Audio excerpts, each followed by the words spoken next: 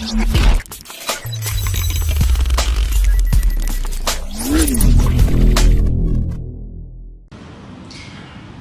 SAW sejak bulan Sya'ban itu secara tidak langsung menuntut kita untuk mempersiapkan amal. Apa yang akan dikerjakan di bulan Ramadan? Tolong garis bawahi betul ini ya. Dalam kaidah agama kita, amalan baik itu amalan yang dipersiapkan. Jadi bukan seketika kita kerjakan. Lihat rumus Qurannya. Fa idza faragta fansab wa ila rabbika farghab. Kata Allah, kalau Anda sudah tuntas mengerjakan satu pekerjaan, rencanakan yang lainnya. Lalu tawakal kepada Allah kalau sudah diselesaikan. Kalau garis bawahi ya, rumus tawakal ini itu cuma kita yang punya.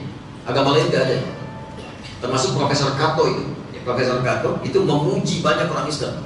Kata Profesor Kato, Masya Allah, sehebat-hebatnya orang Jepang yang disiplin, yang hebat, yang luar biasa dalam pekerjaannya, itu tidak seunggul, tidak sebaik orang Islam. Bukan orang Indonesia ya, orang Islam. Karena dia punya konsep tawakal. Karena orang Jepang itu katanya punya masalah sedikit pun dia bisa gelisah bahkan bunuh diri. Orang Islam tidak.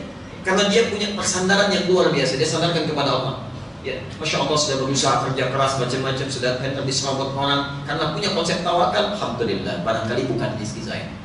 Orang ini tidak punya konsep tawakal, dia tidak bisa. Kenapa begitu ya Allah? Kenapa seperti ini? Kenapa saya yang kerja dia yang ambil? Ya memang rezekinya dia atas usaha kamu, supaya kamu mendapatkan pahala, kamu akan dapat lebih daripada yang itu. Bisa jadi demikian. Itu konsep yang kita punya. Tapi poin yang harus digarisbawahi ini adalah kata Quran rencanakan amalan. Bahkan di Quran surah 59 ayat 19 itu ya ayyuhalladzina amanu taqullaha wal tanzur nafsum ma qaddamat segala. Kata Allah, hai orang-orang yang beriman, tingkatkan takwamu kepada Allah dan siapkan amalanmu, bahkan kalau bisa sampai dihisab nanti. Ya, sampai hisab nanti kira-kira amalan apa yang sudah Anda siapkan.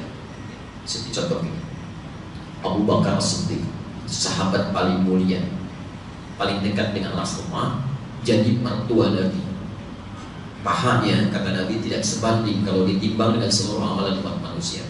Itu kebiasaan beliau salah satunya mengeluarkan semua amalan-amalan yang pernah disebutkan oleh Nabi. Kalau bahasa kita beliau rincikan. Lalu dalam setiap hari beliau akan bertebaran pergi ke pelosok-pelosok tempat untuk mengamalkan itu. Satu kali Nabi pernah bertanya pada sekumpulan sahabat, siapa dari antara kalian yang sudah menunaikan sholat berjamaah? Semua angkat tangan. Masya Allah, sahabat Nabi dijamin sebagian dengan lisan Nabi masuk surga, pada hafal Quran, tahu hadis Nabi, pribadi luar biasa, nggak pernah sepi berjamaah. Ada orang bukan sahabat Nabi, surganya belum jelas, amalan berantakan, hisab yang menegangkan, Masya Allah, susah berjamaah luar biasa. Padahal masjidnya Allah sudah bangunkan langsung di sekitar area kerjanya, tinggal melangkah aja. Orang lain pada kesulitan tuh. Ya, mau cari masjidnya luar biasa susahnya. Kadang-kadang pindah ke tetangga sebelah, kadang-kadang tumpang, kadang bikin di basement. Antum dikasih langsung nggak ke masjid juga. Insya Allah dengan cara apa lagi difasilitasi? Ya. Nabi bertanya lagi, siapa di antara kalian yang sudah menengok orang sakit? Sebagian turun tangannya, Abu Bakar angkat. Siapa di antara kalian yang sudah menyolatkan jenazah? Yang lain turun, beliau angkat. Siapa yang sudah mengantarkan jenazah ke alam kuburnya? Abu Bakar cuma yang angkat. Dan siapa yang sudah berinfak hari ini? Beliau yang angkat sendirian. Anda bisa bayangkan semua amalan Nabi itu dikeluarkan oleh Abu Bakar seharian itu diikut itu. Jadi keluar pekerjaannya demikian. Dan beliau seorang pengusaha. Jangan lupa, beliau seorang pengusaha. Jadi Anda bisa bayangkan seorang pengusaha sukses dalam kepribadiannya, sukses dalam bisnisnya, masih punya waktu untuk menunggangi amalan-amalan yang disebutkan oleh Rasul ini. Nah inilah yang kemudian kita keluarkan dari situ. Kira-kira amalan apa yang pernah dilakukan oleh Nabi saat di bulan Ramadan, itu yang kita rencanakan sehingga kegiatan kita tahun ini terencana dibandingkan dengan tahun-tahun yang kemarin. Satu, mari kita ambil hadisnya, kita keluarkan dulu dalilnya. Rencana amal pertama yang sering dilakukan Nabi itu adalah meningkatkan kuantitas dan kualitas sholat. Ya, meningkatkan kuantitas dan kualitas sholat. Kita ambil beberapa hadisnya. Misal satu tentang sholat, kita ambil di Al-Bukhari hadisnya, nomor hadis 1147. Zuhur kurang 4 menit, 11.47. Zuhur kan 11.51 kan. Hadis Muslim, nomor hadis 738. Ambil satu, bisa menggunakan alternatif yang kedua. Kita ambil lagi hadis Muslim misalnya, bisa 764. Oke. Baik, pelan-pelan.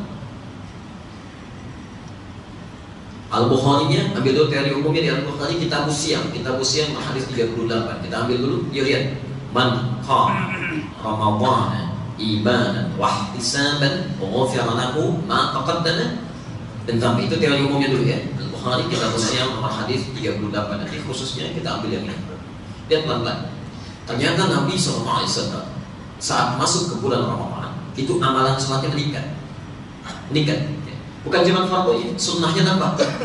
Kalau sunnah harian itu sudah biasa, rawatib yang 12 rakaat, 4 rakaat sebelum zuhur, kemudian 2 rakaat setelahnya, 2 rakaat setelah maghrib, 2 rakaat setelah isya, 2 rakaat sebelum subuh, itu biasa.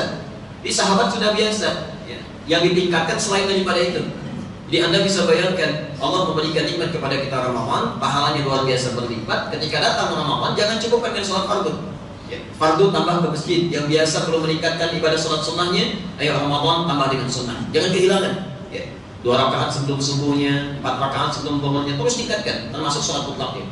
Nah, di antara sekian sholat yang pernah kita kerjakan khusus untuk Ramadan, Nabi mewanti-wanti kita agar konsisten menunaikan sholat yang disebut oleh beliau dengan kata qiyam. Ditunaikan setelah menunaikan sholat isya berjamaah plus sunnahnya.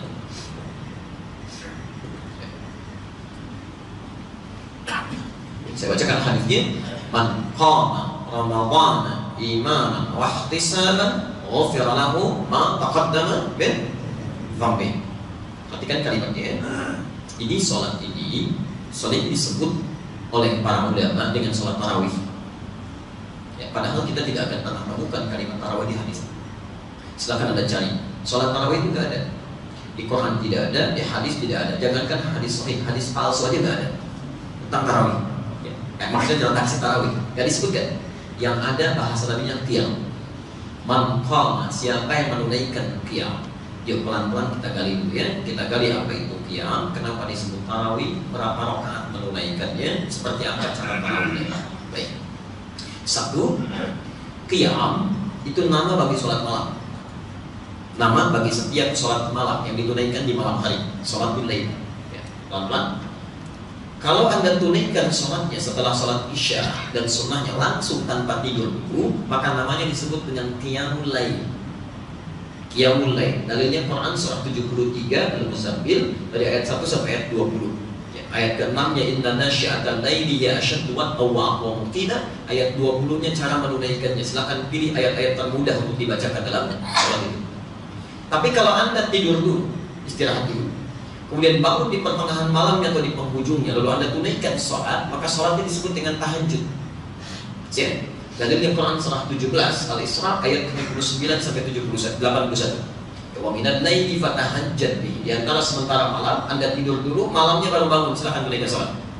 Nah, kedua sholat ini baik qiyamul lail ataupun tahajud, keduanya disebut dengan qiyam. Kenapa Rasulullah SAW menyebut sholat yang dalam malam Ramadan setelah sholat isya dan sunnahnya dengan nama qiyam, seakan-akan ingin memberikan kemudahan kepada kita. Kalau Nabi menyebutkan qiyamul lail man qama bil laili Ramadan, maka Anda harus sholat langsung setelah isya. Enggak boleh tidur dulu langsung. Tapi kalau Nabi menyebutkan tahajud man tahajjada fi Ramadan, maka sholatnya harus Anda tunaikan setelah tidur dulu, malam baru bangun. Tapi ketika Nabi menyebut dengan kalimat umum qiyam, itu artinya silakan. Bagi yang ringan menunaikan setelah isya langsung silakan. Atau ada yang baru pulang kantor kena macet di jalan luar biasa, kemudian orang sudah pada bubar dari masjid, mau istirahat dulu boleh. Malamnya Anda tunaikan. Jelas di sini. Baik, satu poin sudah kita dapatkan. Nah, sekarang ini yang intinya. Bagaimana cara Nabi menunaikannya? Ini poinnya. Ternyata Masya Allah, pertama kaidahnya kata Nabi, imanan. Lakukan karena Allah. Lakukan karena Allah, bukan karena yang lain. Wahtisaban, carilah pahala dengan bermuhasabah diri. Ingat, perhatikan cara sholat Nabi ya. Jadi begitu beliau menunaikan sholat, pertama beliau lakukan sedapat mungkin, sekuat mungkin karena Allah. Motifnya bukan karena masalah imamnya, bukan karena masalah masjidnya, tapi lakukan karena Allah. Ini satu. Yang kedua, Masya Allah, saat akan sholat atau dalam proses sholatnya, maka Nabi memberi rumus wahtisaban, cari pahala dengan bermuhasabah. Ya. Jadi ada hisab, ada ihtisab, itu beda. Kalau ihtisab itu proses di dunia, cara menghitung dosa. Bisa, maaf ya, dari mata, ujung kepala sampai ujung kaki kira-kira sudah ada dosa apa saja sampai hari. Anda hitung mulai dari mata dulu, Fungsi mata apa? Masih ingat? Melihat yang baik-baik. Kata Quran kan mata harus melihat yang baik-baik. Saya mohon izin mau tanya dulu, dari antum hidup balik sampai hari ini sudah berapa kali digunakan mata kita menatap yang tidak baik? Padahal kata Quran hanya boleh lihat yang baik-baik. Nah ketika anda menghitungnya ingat tangisi dosanya, itu disebut dengan ihtisab. Ihtisab. Ya, mulut sudah berapa kali berkata yang tidak baik, salah ucap, ya, mencela orang lain, menyakiti perasaan orang. Itu ihtisab. Nah, kenapa menggunakan tak? Karena prosesnya agak lama, ada jeda. Tapi kalau prosesnya dipersingkat, diambil taknya menjadi hisab, itu artinya cepat.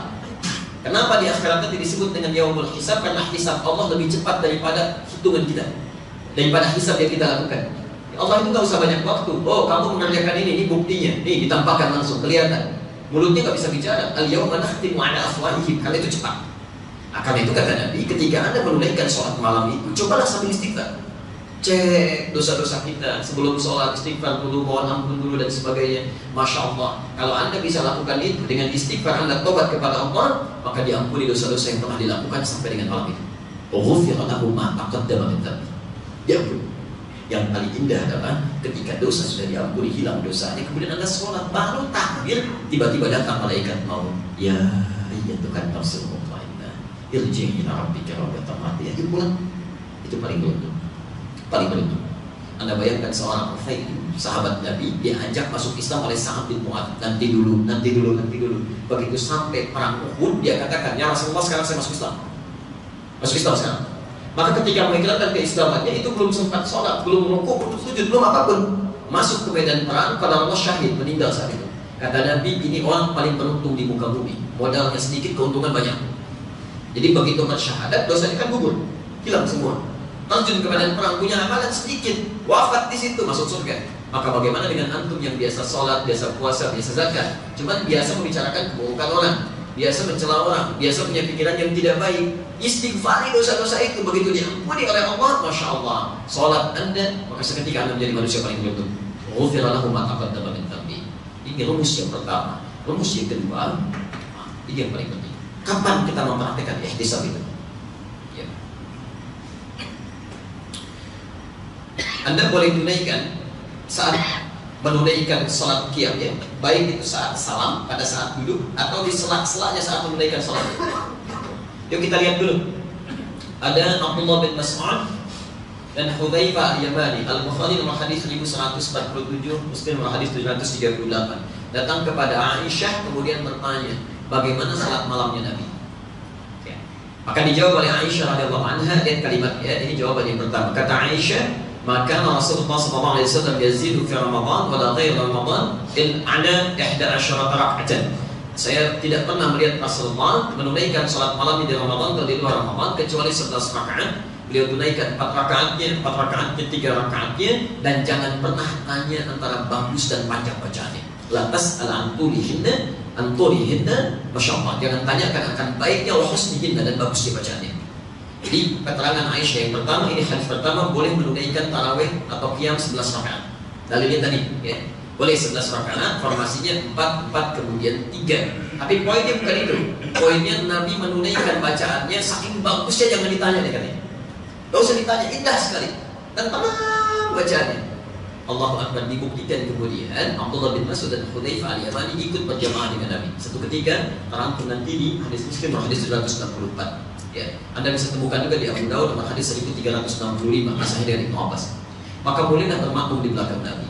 Apa yang terjadi? Bacaannya masya Allah, ini Nabi orang paling takwa ahli surga. Rakaat pertama 100 ayat Al-Baqarah, 100 ayat.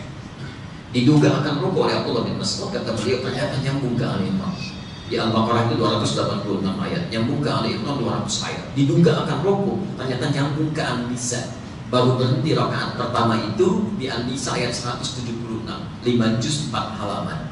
Nabi Rasul dijamin masuk surga, orang paling takwa, menunaikan qiyamnya rakaat pertama 5 juz 4 halaman. Besoknya Abdullah bin Mas'ud dan Hudzaifah al-Yamani tidak ikutan lagi. Bukan karena capek, tidak. Ya, bukan karena capek, karena mereka terbiasa. Ya, nanti sepeninggal Nabi Anda bisa lihat, nanti kita pelajari di kitab kajian kita di sini, karangan Imam Nawawi itu At-Tibyan. Ya, Anda bisa cek nanti di halaman 47-nya sebelah kiri, ya, barisan paragraf 3 barisan 1 sampai 8. Itu biasa. Uthman bin Affan, Umar bin Khattab, Abdurrahman bin Auf kalau menunaikan sholat malam tahajud itu sampai hatam Quran biasa. Biasa. Pebisnis sibuk luar biasa, tahajud tiap malam bisa hatam Quran. Ada pebisnis bukan sahabat, belum jelas suratnya, masya Allah, jangankan tahajudnya, sholat fardunya terlambat, tapi kalau bola bisa bangun. Hafal itu Liverpool kalah 3-1 sama Sevilla gitu ya, masya Allah, sudah jadi solid goal kan pertama dibalas lagi 3 ya. Hafal sampai ke situnya, tahajud gak bangun. Yang salah itu di situ ya. Saya nggak nonton sistem ahli, nggak ada ya. Baik, saya nggak membuang waktu 90 menit itu ya duduk di depan itu, padahal besoknya bisa dilihat lagi. Baik, saya kembalikan dulu ya. Saya kembalikan. Jadi ternyata tenang itu naikannya. Nah, sesuatu yang ditunaikan dengan tenang, nyaman, ada pengaruh ke dalam jiwa, itu bahasa Arabnya disebut dengan tarwihah. Nah, tarwih itu ya. Dia ada jeda dulu. Begitu sujud, ingat-ingat dosa apa yang pernah dilakukan. Begitu salam, assalamualaikum, istighfar dulu, ingat-ingat sambil tenang, itu tarwihah namanya.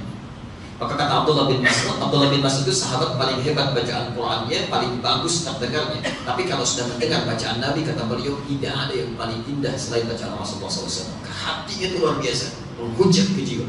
Itu tarwihah namanya. Tapi kalau dikerjakan terus-menerus, 2 rakaat lagi, tambah 2 rakaat lagi, tambah 2 rakaat lagi, maka dijamakkan menjadi tarawih. Tarawih. Di tarawih itu sesungguhnya bukan nama sholatnya, tapi nama sifat sholatnya. Sifat sholatnya. Di sholat Nabi itu ditunaikan dengan tarawih, tenang bacaannya, antara gerakan ke gerakannya nyaman, ada sentuhan ke dalam jiwa dalam bacaannya. Sesekali beliau menunaikan 13 rakaat. Pernah bersama Ibnu Abbas. Ya, ada dalilnya misalnya hadis Muslim hadis 264. Jadi Abu Daud 1365. Ada sahabat yang sampai 20 rakaat. Ada di Al-Bukhari ada temukan hadis 2010 sampai 2011. Umar bin Khattab melakukannya. Ada yang sampai 36, ada yang sampai 40. Kenapa sampai banyak demikian? Karena di hadis Muslim nomor hadis 724 dari Ibnu Umar, Nabi sebetulnya tidak memberikan batasan. Kata Nabi, sholatul laili matsna matsna. Sholat malam itu minimal tunaikan 2-2. Jadi maksudnya 2 kali 2 rakaat salam, 2 rakaat salam, itu paling minimal. Kalau 4 juga boleh seperti tadi. Ya, 4 rakaat salam, 4 rakaat salam boleh. Ini boleh 2-2, boleh 4-4. Fa'idha khasyiya ahadukumul fajra falyutir raka'atan wahidah. Kalau Anda khawatir dengan 2 rakaat itu datang fajar, lebih cepat berakhir sahur, maka segera tutup dengan 1 rakaat, selesaikan. Ya. Kadang-kadang beliau tunaikan 2 rakaat tutup dengan 1 witir, kadang 3 witir, kadang 4-4-3, itu boleh. Boleh 11 rakaat, 13 rakaat, 20 rakaat, 30 bahkan 36 rakaat boleh. Ya. Di Mekah sekarang 23 rakaat dengan witirnya. Di Madinah 36 dan tambah witirnya, itu sah. Ya, semua benar, yang salah yang tidak sholat. Yang salah yang tidak sholat. Jelas sampai sini? Baik, tapi penting dicatat itu bukan bilangannya, yang penting tarawihnya. Makanya para ulama memperkenalkan nama tarawih bukan qiyamnya. Kalau qiyam orang sudah paham. Qiyam itu pasti malam, nggak ada yang siang. Pasti malam. Ya, tapi yang penting dicatat kata para ulama itu tarawihnya. Mau Anda 11 rakaat, mau 23 rakaat, tunaikan dengan tenang. Bacaan nyaman, pilih imam yang bagus sehingga ada getaran ke dalam jiwanya. Kan tidak masuk akal, jangankan ke akal, ke telinga aja nggak masuk. Ya, yang 11 rakaat bisa 1 jam, yang 23 15 menit. Allahu Akbar, Allahu Akbar, Allahu Akbar, Allahu Akbar. Itu bukan tarawih namanya. Ada yang diperbaiki di situ. Jelas di sini ya. Baik, jadi ini kalau antum Al-Fatihah sekali nafas itu bukan tarawih. Ya, baru bismillahirrahmanirrahim, amin, itu bukan tarawih. Ya, karena ini yang diperkenalkan oleh para sahabat untuk kita ketahui. Jadi tolong tingkatkan kualitas sholatnya. Gak apa-apa, milih-milih aja dulu ya, pelan-pelan, gak usah langsung. Wah, 1 rakaat pertama 5 juz, gak ada yang ikutan lagi nanti besok ya. Kami pernah di Bekasi itu ada komunitas yang senang dengan sunnah Nabi. Jadi ada 1 kali sholat gerhana ya, sholat gerhana sama seperti kita dulu istisqa ya di sini ya. Ada sholat gerhana, pada ramah kusuf ya. Saya sampaikan dulu, Bapak Ibu sekalian, kita akan sholat kusuf itu ada 2 kali ruku, 2 kali sujud. Karena 2 kali ruku maka akan ada 4 surat yang dibaca. Apakah kita akan sholat seperti sunnah Nabi atau kita mirip-mirip Nabi saja? Itu Masya Allah seketika langsung, Ustaz, seperti sunnah Nabi. Kapan lagi kita ada seperti ini?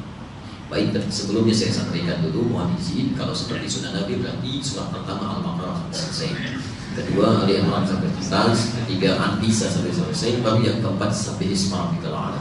itu saya nggak tanya lagi, seketika langsung mengangkat tangannya, rata-rata hampir semuanya. Ustaz, mirip-mirip sudah. Yang persis sama. Okay?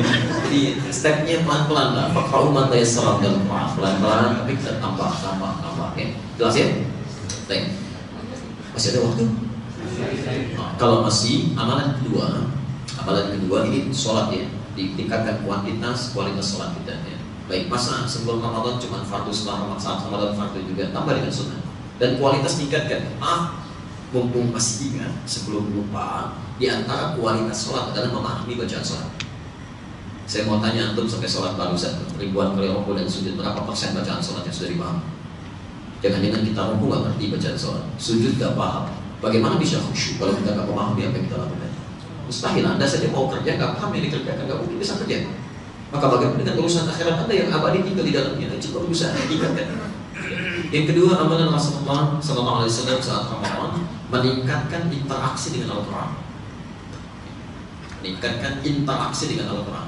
Bukan baca Al-Quran, tapi interaksi dengan Al-Quran.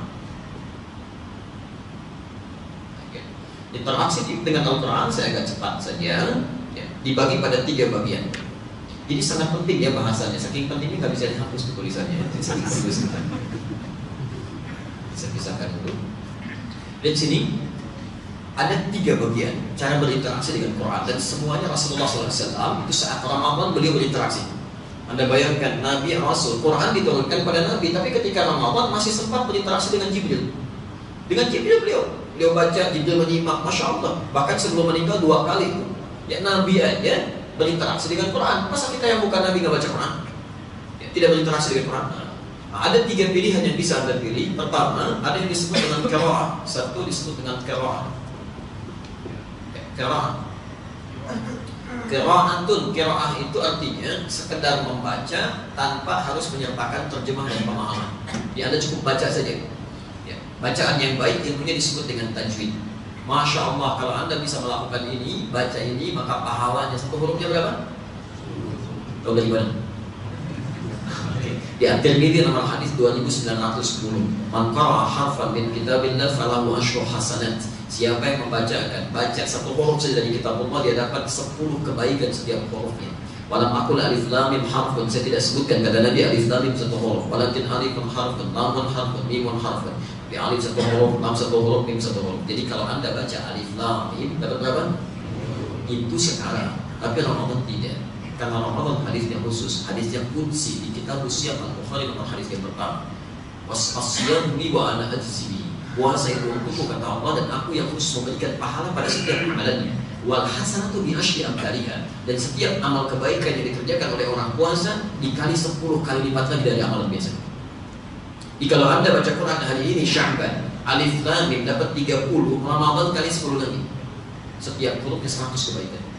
Itu pun kalau Anda hitung. Kalau Anda nggak hitung, itu lebih daripada itu. Ya, karena rumus ibadah di Quran, setiap Anda hitung diberikan sesuai hitungan. Anda tak hitung diberikan tanpa hitungan berapa. Ya. Misal infak nih, sekali infak berapa pahalanya? Berapa kali lipat? 10 terlalu sedikit Pak. 70 lebih sedikit lagi. Masya Allah. Ya, yang banyak berapa? Di Quran surah kedua Al-Baqarah ayat 261. Posisi paling kiri sebelah atas. Itu minimal 700. Mathalul ladzina yunfiquna amwalahum fi sabilillah kamathali habbatin ambatat sab'a sanabil fi kulli subulatin mi'atu habbah. Perumpamaan orang infak di jalan Allah ketika dia keluarkan seperti menanam satu benih, tumbuh 7 tangkai. Setiap tangkainya melahirkan 100 butir. Jadi kalau diilustrasikan, Anda infak 1.000 rupiah, itu dikalikan 7 dikali 100 kali 700, itu nilainya 700 kali lipat. 700 kali lipat. Kalau Anda hitung, kalau nggak Anda hitung, ini ayatnya sering dipotong di sini. Selesaikan ujungnya. Wallahu yudha'ifu liman yasha. Allah akan melipat gandakan pada siapa yang dikehendaki, yang tidak pernah menghitung amalan itu. Sampai padanya dapat tuh, Masya Allah. Jadi kalau Anda nggak baca Quran saat Ramadan, itu ruginya total. Sudah Allah naikkan 10 kali lipat lagi, Anda nggak baca. Ya, mau sampai kapan? Itu yang pertama. Yang kedua disebut dengan tilawah. Tilawatul Quran. Ya, tilawah. Masya Allah. Tilawah itu bacaan Quran dengan menyertakan pemahamannya, ya, terjemahnya, artinya, tafsirnya. Nah, itu pahalanya lebih banyak dari yang pertama. Ya, saya sarankan Anda kalau sudah lancar bacaan Qurannya, maka segera beralih pada tilawah. Atau Anda bagi 10 hari pertama khatam Quran, selesaikan. Ya, maka 10 hari kedua ada tilawah bisa. Ya, nggak usah banyak-banyak tilawah, itu 5 ayat aja, 3 ayat aja Anda keluarkan, tapi pahamannya luar biasa. Anda baru belajar saja, ya, belum sempat diamalkan, itu sudah mendapatkan 4 kemuliaan. Hadis Muslim nomor hadis 2010. Ya kata Nabi, "Majtama'a qaumun fi baitin min buyutillah." Tidak akan pernah berkumpul orang-orang bertilawah Quran di salah satu rumah Allah. Yatluna kitab Allah, bertilawah dia, memahami maknanya. Ya. Anda lihat idza zulzilatil ardu zilzalaha, Anda lihat artinya, terjemahannya, maknanya seperti apa? Illa, kecuali akan diberikan 4 kemuliaan. Ghasyiyatuhumur rahmah, rahmat Allah saat itu diliputkan pada diri. Kemudian nazalat alaihimus sakinah, pada jiwanya diberikan ketentraman. Wa haffathumul malaikah, Masya Allah. Kemudian malaikat datang berkerumun mengikuti kegiatan dia. Ya. Jadi walaupun Anda cuma seorang, 2 orang, itu malaikat hadir. Dan yang keempat, wa dzakarahumullahu fi man 'indah, disanjung oleh Allah sampai selesai kegiatan. Dan kalau Anda amalkan, ini berita baiknya. Kalau Anda amalkan hasil tilawah Anda, bisa Anda baca ayat tentang sholat, alladzina yu'minuna bil ghaib wa yuqimunas shalah. Anda lihat artinya. Lalu belajar tentang fikih sholat, bagaimana cara takbir yang benar. Oh ya, angkat sejajar dengan bahu hafawan kibai. Ya, hadis Al-Bukhari hadis 715. Angkat sejajar dengan telinganya. An-Nasai hadis 1101. Dilihat, dipahami, dipraktekkan. Saat Anda amalkan itu, Anda dapat pahala lain. Pahala lain. Lihat kalimatnya. Hadis Muslim nomor hadis 1389, At-Tirmidzi 2862, dan Ibnu Majah nomor hadis 219. Di Ibnu Majah ini paling komplit. Wa fadlul 'alim 'ala al-'abid ka fadlil qamar 'ala sa'il kawakib. Dan keutamaan orang yang telah belajar dengan ilmu kemudian dia mengamalkan dalam ibadahnya, itu dibanding orang ibadah tanpa ilmu, keutamaannya bedanya seperti keutamaan rembulan dibandingkan seluruh benda yang ada di langit. Ya, dibandingkan seluruh benda yang ada di langit. Berapa ada benda di langit? Jadi kalau kita ambil 1000 bulan aja, 1000 bulan, maka saat Anda takbir begini, Allahu Akbar, takbir dengan ilmunya dengan tanpa ilmu, itu bedanya seperti 1000 bulan dengan yang tanpa ilmu. 83 tahun takbir. Itu kalau diambil 1000 aja, maka berapa benda yang ada di langit itu? Dikalikan sekian. Itu Masya Allah, itu pahalanya luar biasa. Tilawah itu. Ya. Dan dia dapat pahala qiraah karena dia bacakan. Maka itu kalau Anda sudah paham dengan bacaan Quran, sudah selesai, pindah ke tilawah. Kan orang tua kita suka mengarahkan di situ ya. Kalau Anda punya acara-acara di kantor dan sebagainya, kan ada yang baca, di sampingnya ada yang terjemahkan kan? Siapa namanya? Salih tilawah. Kebetulan mungkin Bu Sari yang terjemahkan, maka disebut dengan salih tilawah. Kalau Pak Edi mungkin Edi tilawah ya. Pak Budi tilawah ya. Ini salih tilawah itu enggak ada ya. Orang Indonesia itu Masya Allah pintar menambahkan atau melihat sesuatu ya. Tilawah, cukup tilawah ya. Dengan kadar Allah dulu Bu Sari, maka disebut salih tilawah. Kadang-kadang enggak konsisten, yang tilawah Nina disebut Sari juga ya. Dengan salih tilawah, Masya Allah. Baik, jelas di sini. Saya tutup yang terakhir di sini kita berhenti, disebut dengan tahfidz.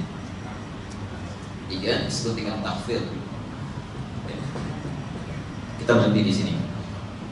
Ini menghafal, dan pahalanya lebih banyak dibandingkan 2 tahun. Saya ilustrasikan begini. Anda baca Quran qiraah 1 juz, tahfidz cuma 5 ayat. Banyak mana pahalanya? Banyak mana 1 juz atau 5 ayat? Belum tentu 1 juz. Karena yang baca 1 juz dia cuma sekali baca. Alif Lam Mim, dzalikal kitabu la raiba fihi hudan lil muttaqin. Tapi yang tahfidz tidak.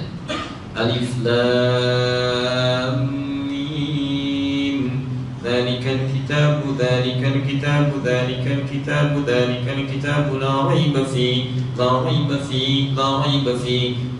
kitabu la raiba fihi hudan lil muttaqin.